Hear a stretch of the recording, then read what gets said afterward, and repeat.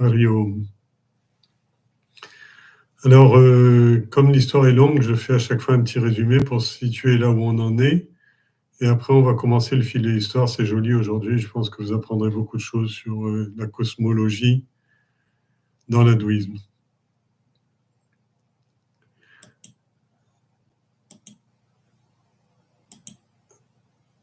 Alors, vous vous rappelez que lors du barattage de l'océan de lait, Mohini, c'est-à-dire l'avatar de Vishnu, au passage, c'est le seul avatar féminin de Vishnu, c'est-à-dire que, et je pense que même dans beaucoup de religions, il y a peu de représentants de Dieu sur Terre qui et guides de l'humanité qui soient présentés de façon féminine. Mais ceci étant, elle a joué un rôle décisif puisque c'est elle qui va trier entre les asuras et les devas. Donc Mohini prive les asuras de l'amrita à la fin, c'était le chapitre 93. D'où s'ensuit une guerre des deux mondes dont les chefs sont Indra du côté des devas et Bali du côté des asuras. Bali, qui avait conquis déjà les trois mondes, est donné pour mort au cours de ce combat. Il a été tué par Vishnu lui-même. Mais il a été épargné, sauvé par les asuras, et il fait un retour triomphal grâce à son gourou, et grâce à son gourou Shukra, il conquiert les trois mondes, et il prend même la cité céleste d'Amaravati, à partir de laquelle il règne, et il règne très très bien, avec beaucoup d'humanité, de qualité, de droiture et de justesse.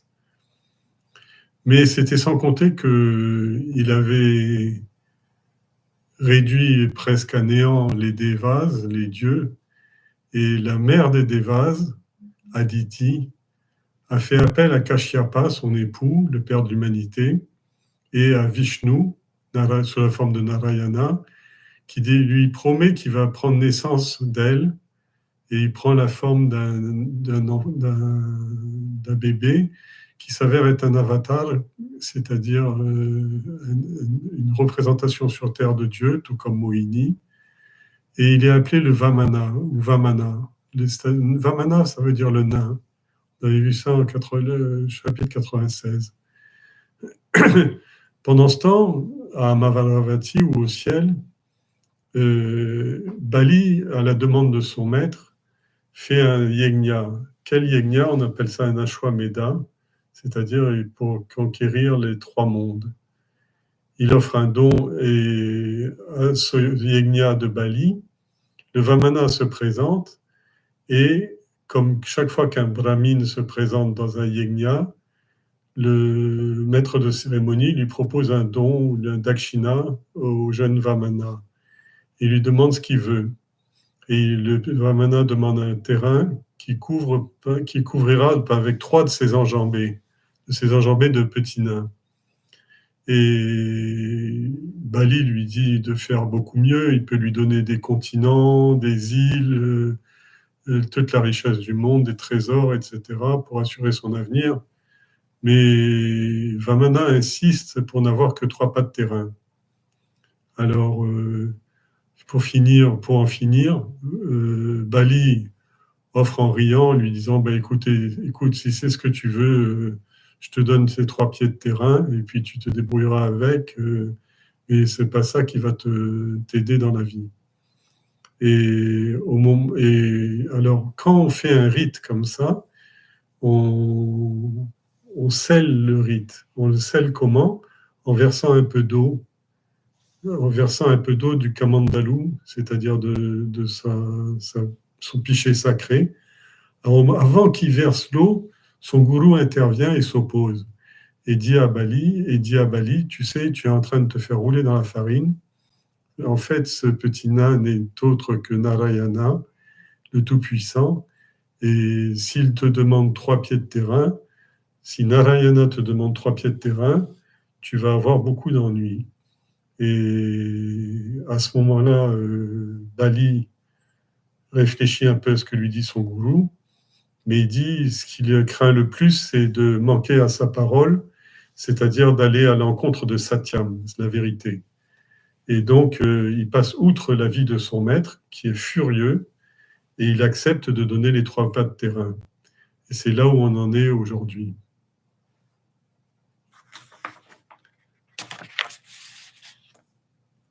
Alors, donc, le chapitre d'aujourd'hui, c'est le 99. Et le titre, on est toujours dans le passage du Vamana Avatar. Et le titre, vous vous en doutez, c'est les 3 pas de terrain. Cette fois-ci, le don avait été bien offert et reçu, c'est-à-dire l'eau a été versée, et donc un brahmine qui fait ça ne peut plus revenir sur sa parole, sous peine de mort.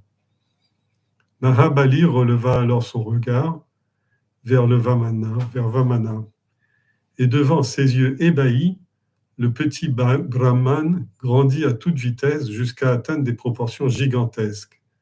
Avec des larmes de joie, Bali vit ainsi apparaître l'aspect Vishwarupa de Narayana. En effet, il venait de recevoir le privilège de voir son aspect de Virat Purusha. Alors ça, c'est pas sans vous rappeler le chapitre 10 de la Gita, Vishwarupa d'ailleurs, qui s'appelle Vishwarupa.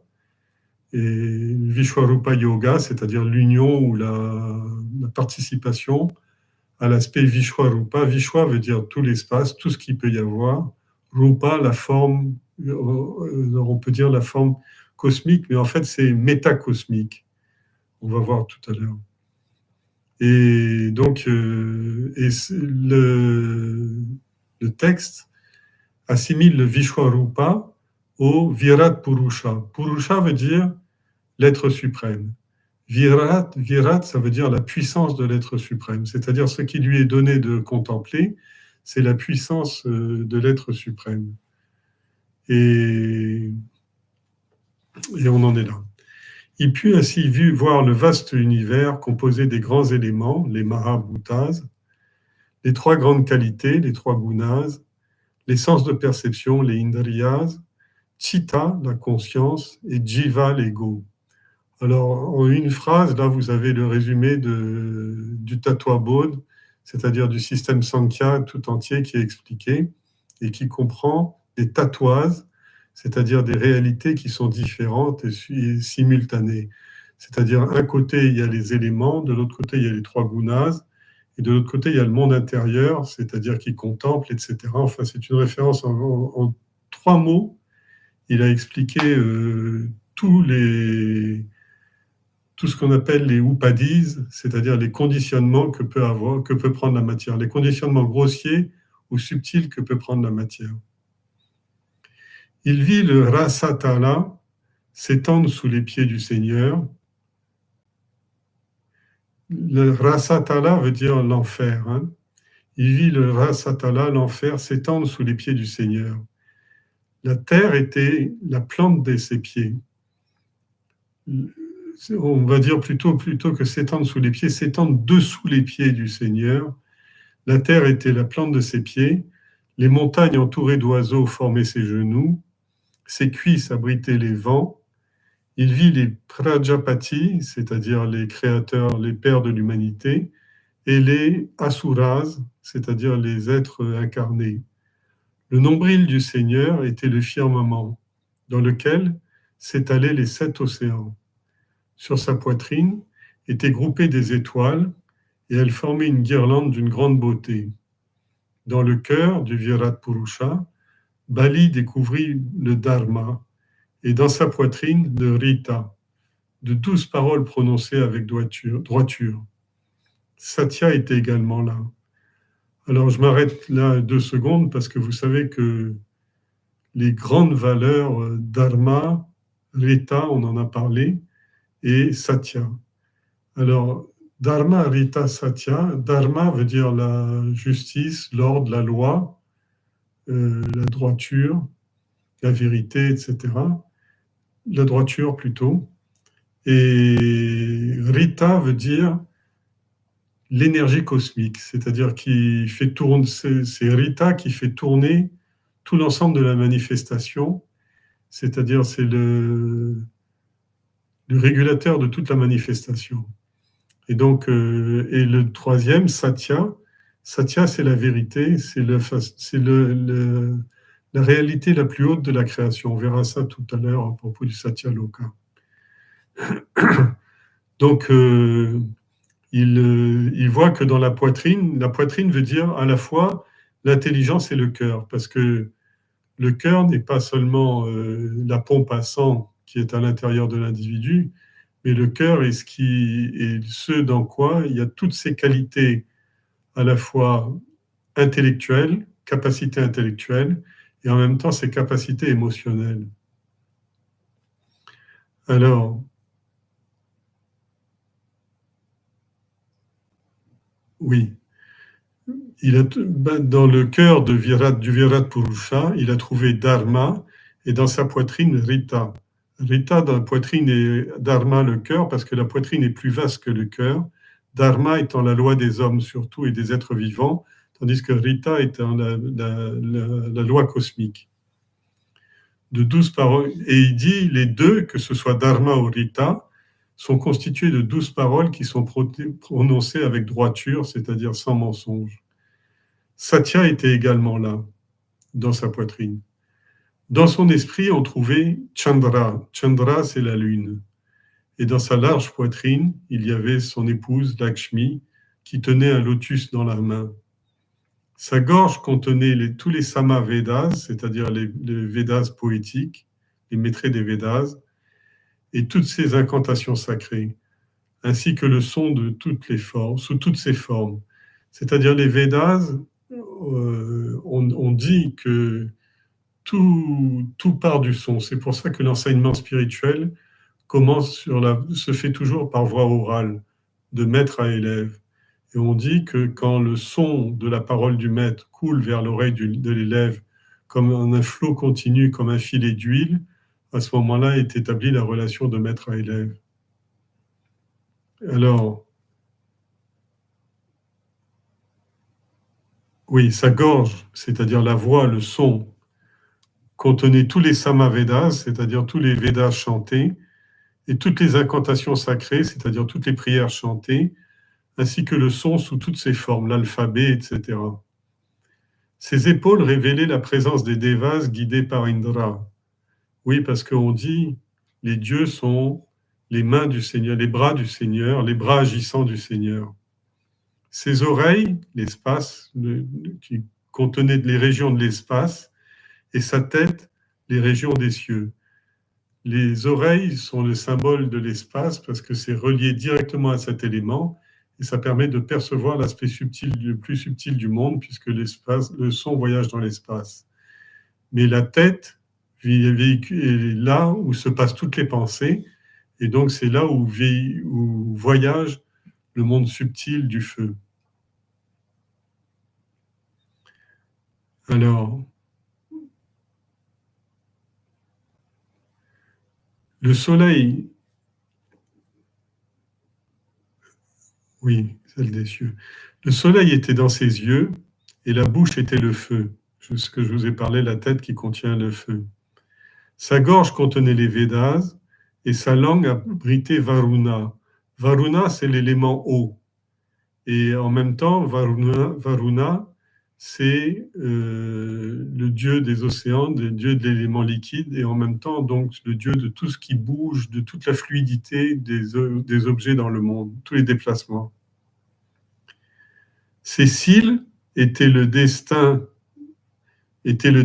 c'est-à-dire le prarabdha karma. Et le haussement des sourcils marquait sa dérision.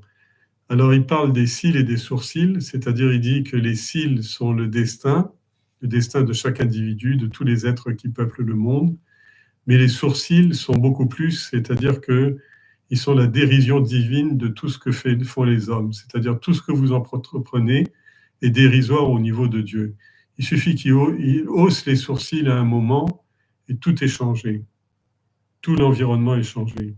Donc il présente de cette façon-là, la dérision divine. Bali voyait sur le front du Seigneur demeurer la nuit, le jour et la colère, tandis que la lèvre inférieure du Seigneur était l'incarnation de l'avidité. Son toucher était la luxure. Sa marche était le yegna, c'est le sacrifice, et son ombre était la mort. Son sourire était l'illusion, Maya.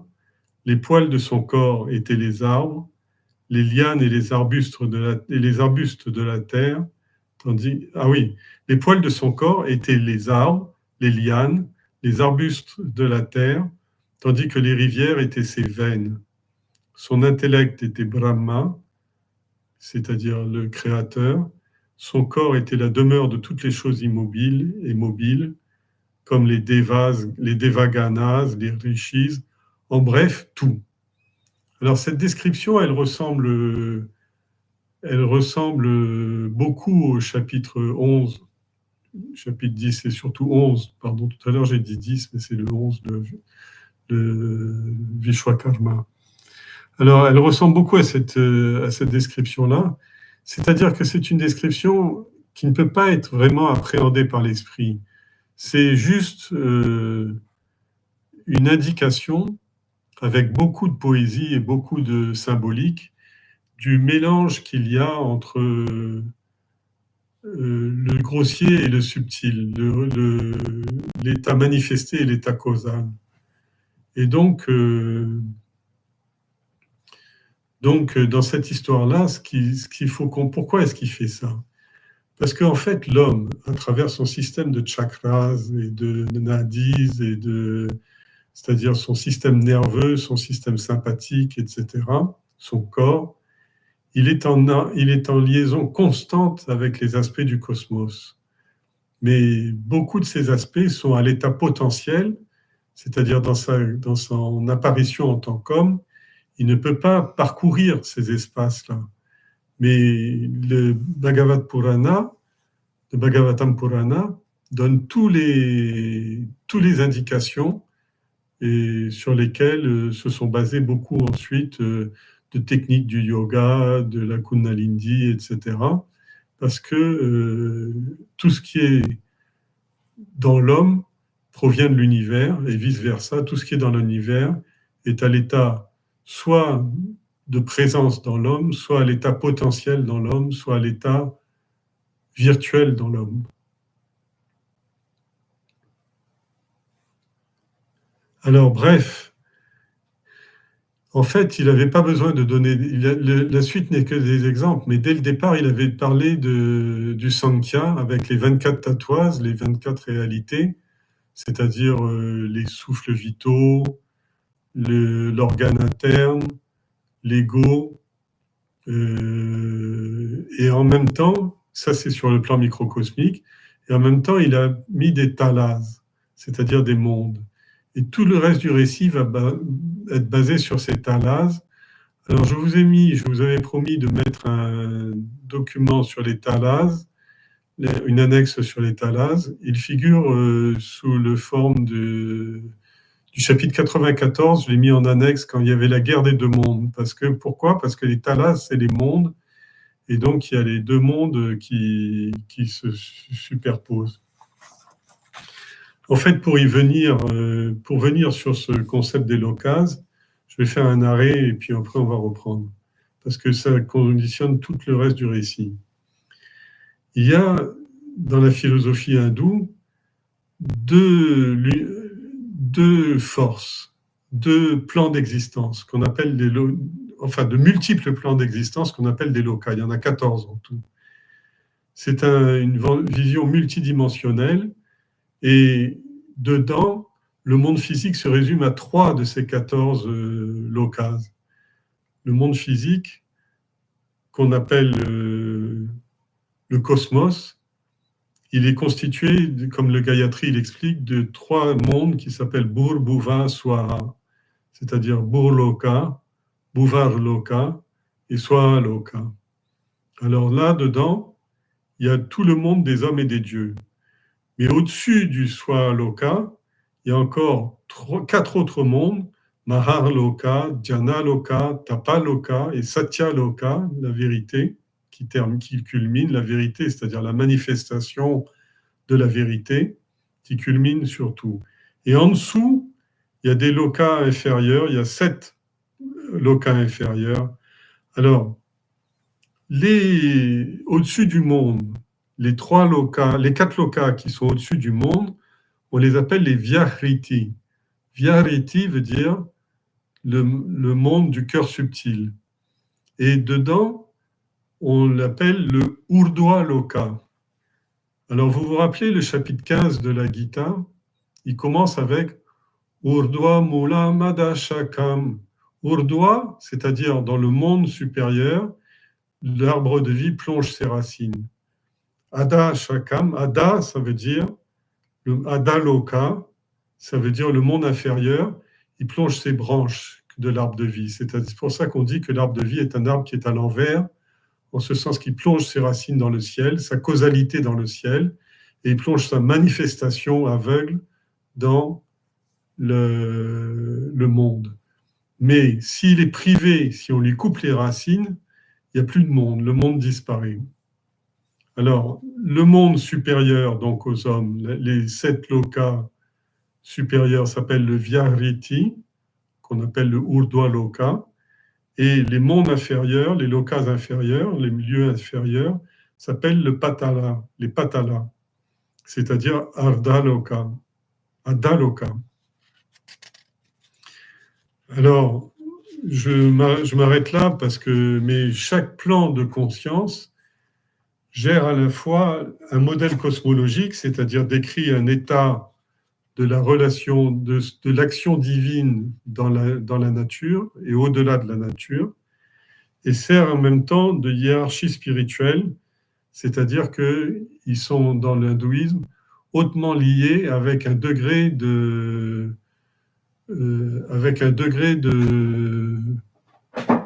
subtilité dans la manifestation et de grandeur dans la manifestation. Alors, il y a autre chose aussi, c'est comment passe-t-on d'un loka à l'autre? Et c'est là qu'il y a une corrélation qui se fait avec ce qu'on appelle le karma yoga. Karma yoga veut dire la loi de cause à effet. Mais quelles causes et quels effets? C'est-à-dire de faire monter l'individu dans l'échelle de l'évolution ou le faire chuter dans la matérialité. Et donc, l'échelle de l'évolution marque l'accès à l'individu, même quand il est encore un individu, à des concepts et à des mondes supérieurs. Le monde étant comme, par exemple, on dit le monde de la médecine, le monde de la musique, le monde des affaires, le monde de la bourse, etc. Mais là, c'est différent. C'est-à-dire le monde de la pureté, de l'éclairage et de l'aspect mystique de la personne. Alors c'est ça l'échelle, la transmigration dont on parle, le passage du karma yoga, le cycle karmique. On ne va pas aller trop loin là-dedans, mais c'est très intéressant parce que beaucoup d'écoles et beaucoup de références, même si ce n'est pas étudié de façon systématique, il est souvent fait référence aux états supérieurs et inférieurs, les états divins et démoniaques. C'est le chapitre 16 de la Gita, il est consacré. Et en fait, on se demande toujours, oui, on pense que c'est pour des bons hommes qui sont... Non, ça se passe à l'intérieur de nous-mêmes. Et dedans, c'est la façon dont les textes sacrés, les écritures sacrées, répondent en disant oui, c'est possible de prendre son destin en main et c'est possible de changer au cours d'une seule existence, de changer d'état de perception et de changer la conception qu'on a du monde. Bref, lui, Bali, il a beaucoup plus de chance que nous parce que nous, on ne perçoit aucun de ces états. C'est tout juste si on a une idée de ce monde qu'on trouve confus et compliqué. Mais lui, Bali, il a visité l'archétype du monde grâce au Virat Purusha, c'est-à-dire il a pu comprendre comment était fait le monde des hommes et des dieux. Et c'est-à-dire qu'il a tout de suite compris qu'il y avait quelque chose qui s'étendait au-delà de la perception et du monde des indriyas, du monde des sens de perception, et même de la conception des idées de la tête. Bref, à travers le Virat Purusha, il a tout vu. Et c'est exactement comme Arjuna dans la Gita, qui voulait voir l'aspect cosmique parce qu'il n'avait pas vraiment la foi. Et c'est après avoir vu cette expérience au chapitre 11 que Arjuna est prêt pour rentrer dans le Bhakti Yoga, c'est-à-dire le yoga de la foi, c'est-à-dire que avoir foi en quelque chose, c'est-à-dire avoir confiance, avoir la certitude, avoir la certitude que c'est vrai. Et donc, pour Bali, c'est exactement la même chose. Mais lui voit tout ça, mais sur le spectacle qu'il voit, c'est qu'il a tout perdu. Il avait le royaume des enfers, il avait le royaume des hommes et il avait le royaume des dieux. Et dans cette histoire-là, euh, il voit que le Seigneur est en train de tout parcourir. Les Asuras, qui étaient les soutiens de Bali, c'est-à-dire ses lieutenants, découvrirent à leur grande consternation que la prophétie de leur maître, Shukra, de leur gourou, Shukra, s'était réalisée. Incapables de supporter l'éclat de la forme qu'avait prise le Seigneur, ils tombèrent tous évanouis. À leur réveil, ils ne virent que la forme de Narayana et non celle du Virat Purusha. C'est-à-dire le Virat Purusha, c'est un aspect de Dieu que Dieu cache. Quand il arrive sur la terre sous la forme d'un prophète, tout ça est en lui, mais n'est pas manifesté. Comme quand Krishna arrive, à un moment, il avale de la boue, sa maman adoptive lui dit d'ouvrir la bouche, il ouvre la bouche et qu'est-ce qu'elle voit? Elle voit l'univers tout entier dans la bouche de l'enfant, du bébé. Alors, les Asuras n'avaient pas la pureté nécessaire, ils étaient incapables de supporter cette forme du Seigneur, ils tombèrent évanouis, c'est-à-dire ils perdirent la tête quelque part, ils perdirent conscience parce que leur conscience était limitée par les limites de la création. Les serviteurs du Seigneur étaient aussi tous venus du Vaikunta. Ils étaient conduits par Sunanda, le favori du Seigneur. Alors,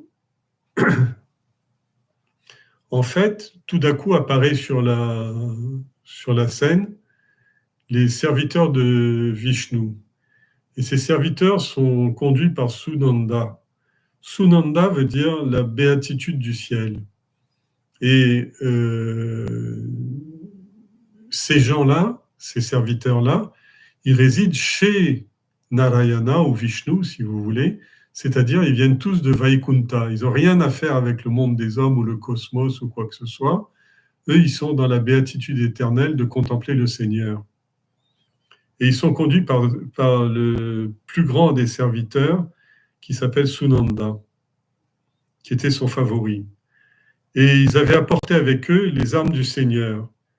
Le chakra, c'est-à-dire le disque cosmique, qui a pour nom Sudarshana, l'arc céleste, qui est un arc qui descend du ciel, qui s'appelle Charanga, la conque qui est fameuse et qui a pour nom Panchajanya, on en parle aussi dans la Gita, et qui est venue du barattage de l'océan, et la massue Gada qu'on appelle Kaumodaki. C'est l'arme préférée du Seigneur, avec le chakra. Alors donc, il arrive et les serviteurs arrivent porteurs de toutes les armes qu'il utilise, les armes divines qu'il utilise pour changer le cours de la création. Alors maintenant qu'on a décrit son appareil, sa suite, on va décrire le corps du Seigneur. Il dit « Les joyeux du Seigneur scintillaient sur tout son corps. Sa tête rayonnait, sur sa tête rayonnait sa couronne. Ses bras magnifiques étaient ornés de bracelets et ses boucles d'oreilles en forme de poisson étincelaient à chaque mouvement de la tête. » Alors ça, c'est déjà pour la tête. La tête, la couronne de Vishnu, elle est encore dans toutes les traditions du monde. C'est une couronne fermée. C'est-à-dire, c'est pas une couronne ouverte avec les rayons qui partent dans tous les sens. C'est une couronne qui est un casque-couronne, si vous voulez. Et généralement avec un vimanam à la pointe qui montre l'espace. Alors, Ça, c'est pour la couronne. Les bras étaient ornés de bracelets. Les boucles d'oreilles en forme de poisson, on les avait déjà vues dans le barattage de l'océan. Ils étincelaient à chaque fois qu'il bougeait la tête. Le Shrivatsa, c'est une marque sur la poitrine qui ressemble à un nœud coulant. Enfin, pas un nœud infini, vous savez, qui est un nœud de tapisserie, figure sur sa poitrine et qui s'est dit qui est symbole de sa présence dans tous les aspects ou dans tous les développements du temps. Et sa poitrine était sublimée par le joyau Kaustuba qu'il portait sur le cœur. Kaustuba veut dire le cœur. Le cœur dans le sens où l'esprit est au service de l'émotion et au service de la droiture du cœur et non pas au service du monde et de ses vilainies. Sa robe de soie jaune d'or. Alors pourquoi jaune d'or? Parce que ça veut dire la création est jaune, la terre est jaune et la couleur du cosmos est jaune, mais lui, il n'est pas le cosmos, il est à l'intérieur du cosmos et le cosmos flotte autour de lui. Sa robe de soie jaune flottait au vent et un magnifique sourire éclairait son visage. Pour finir de grandir, en finissant de grandir, l'immense silhouette du Seigneur atteignit les cieux. Alors on vous explique comment il a atteint les cieux. D'un seul pied, Narayana avait couvert la terre qui appartenait à Bali. Son torse emplissait les cieux et ses bras largement déployés, enveloppaient les régions de l'espace qu'on appelle Bur et Bhuva. Burloka et Bhuvaloka. En fait, c'est ce que je vous avais dit, le monde manifesté comprend Bur, le monde des hommes, Bhuva, le monde des planètes et des étoiles et des galaxies, et Swaha et Bur, Bhuva, Swaha, alors c'est au-delà, c'est-à-dire c'est le monde du ciel et le monde des Devas. Au deuxième pas qu'il fit, seule une partie du ciel restait encore visible. Ce qui reste visible, c'est ce que je vous avais dit tout à l'heure, c'est le Vyavriti, c'est-à-dire ce qui est au-dessus de la perception humaine. Là, on rentre dans un monde que Bali ne pouvait pas connaître parce que lui, il est une créature et les mondes supérieurs, il n'y a pas d'être distingué, etc. C'est vraiment les qualités subtiles, les plus subtiles qui sont à l'œuvre. Alors, il leva le pied et franchit tout de suite le Maharloka. Maharloka, c'est veut dire le gigantesque, le monde du gigantisme, c'est-à-dire l'univers en expansion. Puis il poursuivit en dépassant le Janaloka. Janaloka, c'est le corps causal dans lequel ne vivent que les êtres d'une immense pureté et d'une grande détermination, c'est-à-dire les plus grands rishis. Et il atteint Satyaloka. Alors, Brahma, le créateur, qui régnait au Satyaloka, c'est-à-dire le monde le plus haut, s'approcha avec enthousiasme du pied du Seigneur. Le miroitement de ses ongles était comme une douce lumière de lune et embellissait tout le Satyaloka. Brahma fut suivi par les Marichi et les Rishis. Marichi, c'est le premier dans les Saptarishi. Les noms des Saptarishi diffèrent, mais ils commencent toujours par Marichi, parce que c'est le premier des Saptarishi, l'aîné ou, si vous voulez, l'archétype. Donc, le créateur est suivi par Marichi, et c'est normal puisque c'est son fils. Les 7 rishis sont ce qu'on appelle les Manasaputra, c'est-à-dire les fils de la pensée les fils, donc ils ont tout de leur père, toutes les qualités de leur père Brahma, le créateur, et ils sont nés de son esprit, c'est-à-dire toutes les qualités mentales et psychiques qui peuvent être comprises dans le créateur d'un univers aussi vaste que le nôtre. Alors, oui, Maharishi et les rishis le suivaient, Sanaka et ses frères, alors là on parle des Sanat Kumaras. Vous vous rappelez que dans la création du monde, le créateur Brahma avait commencé par créer 4 personnes sur les 4 points cardinaux et leur demander, les Sanat Kumaras, les jumeaux, les 4 jumeaux, en leur demandant de s'occuper du monde. Et ils ont complètement refusé en disant on préfère de beaucoup la contemplation. Nous, ce qu'on veut, c'est vivre la béatitude de Vishnu. On n'est pas intéressé du tout par le monde. Ce qui fait que le Créateur a été très déçu et il a dû faire ensuite les Prajapati, c'est-à-dire les pères de l'humanité. Alors, Marichi et eux, les Sanaka, tout comme les grands rishis, ils étaient au Satyaloka. Et après, ils parlent des yogis, des Védas et leurs branches, c'est-à-dire les branches des Védas, telles que toutes les branches de la connaissance, en fait. Et tous vénérèrent le pied du Seigneur. Brahma commença donc à accomplir une puja au pied du Seigneur avec l'eau de son kamandalu. C'est la puja au pied du Seigneur, veut dire adorer avec l'eau, avec les fleurs, avec le miel, avec toutes sortes d'ingrédients versés. Et surtout, à chaque fois, on verse l'eau de kamandalu.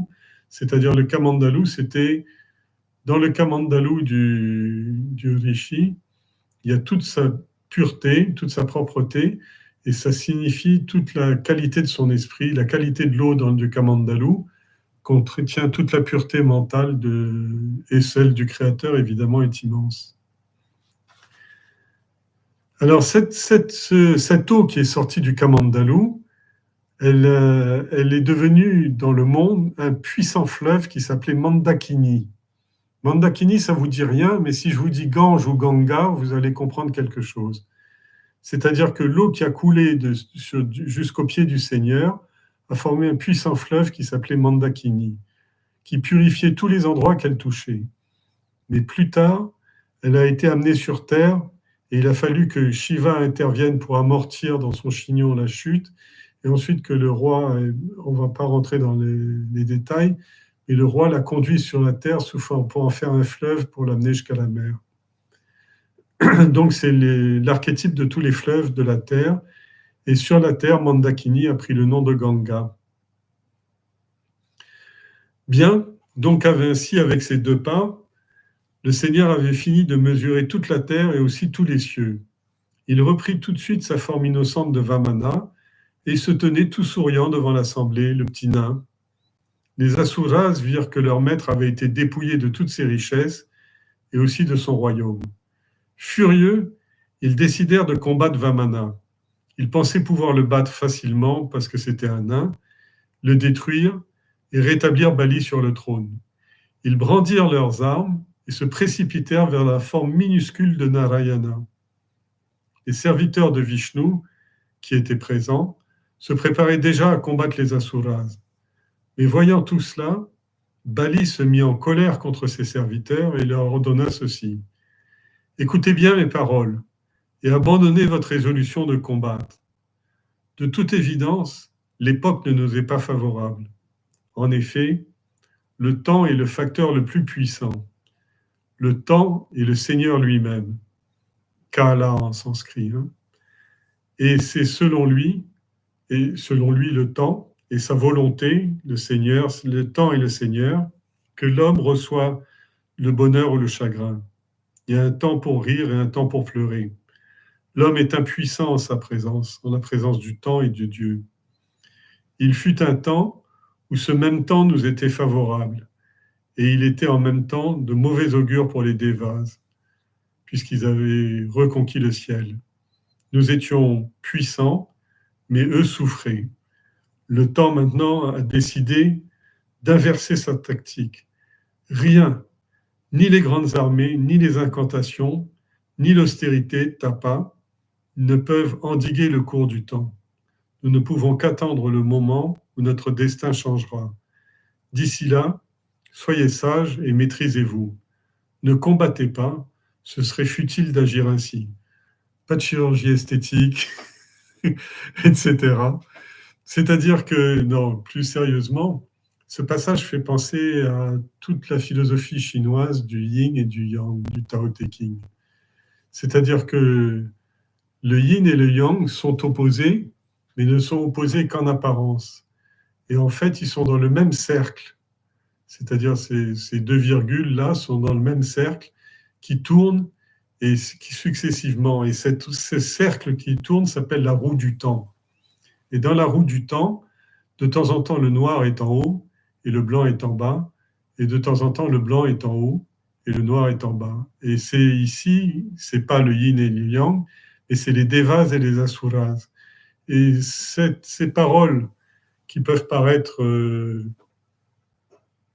peu pratiques, etc., vous allez voir que pour la suite du récit, elles sont décisives, parce qu'elles expliquent tout ce qui va se produire dans l'avenir. Alors, lui, il leur dit en tout cas que rien ne sert de lutter contre le temps. Et ça s'applique à chacun de nous, parce qu'il fut un temps où on est tous des asuras, dans le sens avec Bali. C'est-à-dire qu'on a tous eu notre heure de gloire, et surtout ceux de mon âge, je parle de ma génération. On a tous eu nos heures de gloire, de facilité, de récompense, etc. Et aujourd'hui, les récompenses, ça s'appelle la maladie, la vieillesse, l'impuissance, la perte des amis, des êtres chers, etc. Et pour les maladies et pour finir la mort. Donc, mais qui peut lutter contre ça? Personne ne peut lutter contre ça. On peut s'aménager, essayer de faire au mieux, essayer de conserver les aspects subtils les plus intacts possibles, etc. Mais la marche du temps est inexorable. Alors il dit, en fait, le temps, Kala, alors dans la Gita, il dit le temps dévore tout. Quand le temps se met en marche, il dévore tout. Sans rentrer dans un aspect cosmique comme le fait Bali, où il dit il y a une succession entre les devas et les asuras, entre le bonheur et le malheur, etc., sans même rentrer là-dedans. D'une façon très pratique, la conséquence très pratique, c'est que on est rentré dans le monde, on a eu le développement de toutes les facultés, etc., et tout ce qui ne doit naître décline. Et dans la Gita, il dit le temps dévore, ou dans le Mahabharata plutôt. Les grandes nouvelles, le temps dévore tout et tous. Alors, il fut un temps où la roue nous était favorable et en même temps mauvais augure pour les devas. Maintenant, il a décidé d'inverser sa tactique. Rien, ni les grandes armées, ni les incantations, les prières et les chants, ni l'austérité, c'est-à-dire la discipline, ne peuvent endiguer le cours du temps. Nous ne pouvons que faire. Qu'est-ce que nous pouvons faire? On ne peut qu'attendre le moment où la roue du destin changera. Mais d'ici là, soyez sages et maîtrisez-vous. Ne combattez pas, ce serait futile d'agir ainsi. C'est-à-dire, il ne faut pas lutter contre le temps, mais il faut s'aménager. Et il y a des retours qui sont pas sur le plan corporel, parce que le plan corporel est complètement dominé à 99% par le temps. Mais par contre, il y a des espaces psychiques et des espaces spirituels qui, eux, ne sont beaucoup moins en prise au temps et beaucoup plus défendables. Alors, soyez sages et maîtrisez-vous, c'est-à-dire yoga, maîtrise veut dire yoga, veut dire technique spirituelle, orientation spirituelle, etc. Ne combattez pas le temps, ce serait futile d'agir ainsi. Aménagez-vous en face du temps. Bon, on va penser que ça va s'arrêter là, puisqu'il a dit de ne pas combattre. Donc, mais c'est pas fini. L'aigle Garuda, le véhicule, le Vimanam de Vishnu, se trouvait aux côtés du Seigneur. Il jeta un coup d'œil furtif à son maître, puis il attrapa Bali avec le Varuna Pasha. Le Varuna Pasha, Pasha, ça veut dire un lien, et en même temps un lasso, un nœud coulant, etc. On avait vu souvent ça, les seigneurs de Shiva qui s'en prennent quand la mort arrive. On dit les seigneurs de Shiva arrivent avec un pacha, avec un lasso, et l'histoire de Markandeya, notamment, on avait vu cette histoire-là, et ils prennent la personne qui va mourir au lasso. Et donc là, c'est Vishnu Pasha, c'est-à-dire, c'est encore une des armes divines de Vishnu qui était descendue du paradis avec les serviteurs. Et le serviteur, là, c'est Garuda, l'aigle, et il vient, un seul coup d'œil de son regard d'aigle, et il a compris, il attrape Vali avec le Pacha. Des cris d'horreur et d'indignation s'élèvèrent de toutes parts. Comment rendre esclave, comment entraver un être aussi, le roi du monde, et en même temps un être de gentillesse et de foi et de droiture, etc. Mais Bali, lui, il s'écria pas d'horreur en disant « c'est injuste, pas moi, etc. Pourquoi ça tombe tout le temps sur moi ?» Bali, lui, il sourit intérieurement. Il savait déjà pourquoi tout cela arrivait. Narayana, le Seigneur, voulait qu'il soit débarrassé de deux redoutables péchés qui avaient pris place dans son cœur. Les jumeaux je, Aham, et mien, Mama. Alors, en fait, ces jumeaux-là,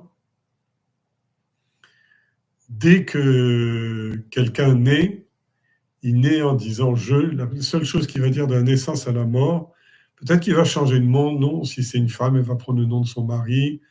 Ou si ses amis lui donnent un surnom, elle va changer de nom. Elle va dire Baba, tu es là? Oui, je suis là. Mais il a changé de nom.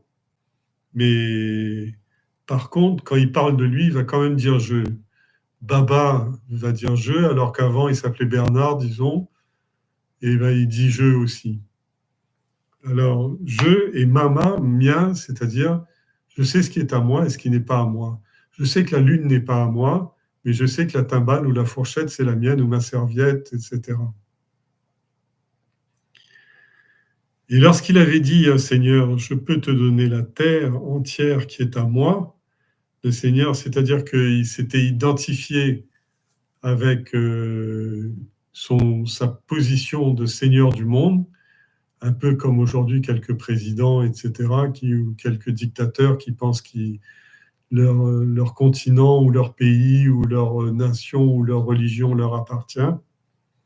Alors, lui, il sourit intérieurement parce qu'il avait dit, quand l'autre avait demandé 3 pas, il avait dit, mais pourquoi tu demandes 3 pas? Le monde m'appartient, je peux te donner des îles, des continents et même les terres entières, toutes les richesses avec tout ce que ça contient, mettre des populations à ton service et tout ça. C'est-à-dire qu'il s'est comporté comme s'il était propriétaire du monde. Ce qui était quelque part vrai du point de vue des hommes, mais pas du point de vue de la réalité du dharma. Alors, quand il avait dit « Je peux te donner la terre entière qui est à moi », le Seigneur avait dû bien sourire intérieurement et décider de le punir pour cela. Il regarda Vamana. Voyant l'amour et la grâce qui émanaient de lui, Bali comprit qu'il avait eu tort de se croire propriétaire de la terre, du cosmos.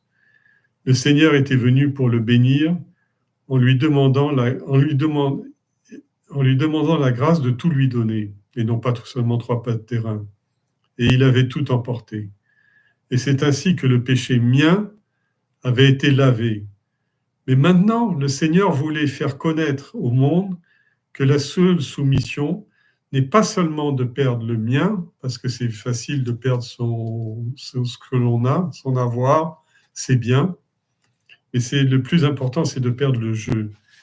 Et c'est pourquoi il avait demandé à Garuda de le capturer. Aham. Les yeux de Bali se remplirent de larmes, de gratitude, au constat de la bonté du Seigneur. Il baissa la tête avec humilité, tandis qu'il était entravé par l'aigle Garuda avec le Varuna Pasha. Alors, voilà l'histoire d'aujourd'hui. Il n'y a pas vraiment lieu de beaucoup plus de commentaires. Je vous engage à regarder le chapitre 14, la SBP 14 en annexe, qui décrit les mondes.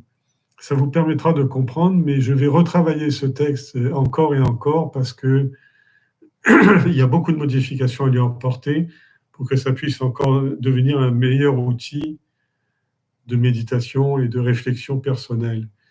Ça ne vaut, pour être très franc, par exemple, dans le Vedanta, on ne va jamais vous parler comme ça. Dans le Vedanta, on dit tout ça, ça n'a aucune importance, tout ça c'est avidya, c'est des manifestations de l'ignorance. Donc, neti, neti, éliminer tout ce que se présente sous forme de tatouage ou d'arrangement des tatouages, éliminez-le pour vous tourner complètement vers le Seigneur. Oui, mais ça, c'est la couronne du raisonnement. C'est-à-dire que globalement, à la fin des fins, il n'y a qu'une chose à faire, c'est se tourner entièrement vers Dieu en oubliant tout le reste, c'est-à-dire se tourner complètement vers le divin et ne pas chercher à développer des techniques, mais uniquement une enquête discriminative pour éliminer tout ce qui n'est pas le soi. Mais en chemin, non, on peut quand même s'arrêter dans des gares. Et on va dire que les Puranas vous donnent ces gares, et en même temps, dans ces arrêts des gares, il y a une chose qui s'installe, c'est qui s'appelle la compréhension du monde. Par exemple, souvent, dans le Vedanta, les chercheurs sont embarrassés. Pourquoi? Parce qu'ils ne savent pas sur quoi se reposer. C'est-à-dire quand on leur dit « tu n'es pas ceci, tu n'es pas ceci, tu n'es pas le corps, tu n'es pas l'esprit », mais ils n'ont pas idée qu'il y a des choses qui sont, par exemple, dans le non manifesté. On leur dit le non manifesté, bon, ben, le non manifesté, ils ne perçoivent pas, ils pensent qu'il n'y a pas lieu de s'y attarder. Mais on peut s'y attarder beaucoup. C'est-à-dire que dans le non manifesté, il y a, on va dire, le subconscient, c'est-à-dire ce qui est en dessous du conscient, ce qui n'amène nulle part, et il y a le surconscient qui amène au dépassement de soi. Et ces histoires-là permettent je vous avais dit tout à l'heure, permettent un modèle cosmologique, c'est-à-dire un modèle de conception du monde qui inclut les choses qui sont au-delà de ce que l'homme peut percevoir, soit directement avec ses sens de perception, soit à travers ses outils. Les outils n'étant jamais que des prolongements. Le téléphone permet d'entendre à distance, la télévision permet de voir à distance, l'avion permet de courir plus vite, etc. Mais ce n'est que des prolongements des sens de perception et d'action, mais pas dans le monde intérieur. Et dans le monde intérieur, les outils s'appellent les écritures sacrées, la cosmogonie. Ça vous donne une carte géographique du cheminement que vous pouvez faire dans cette vie.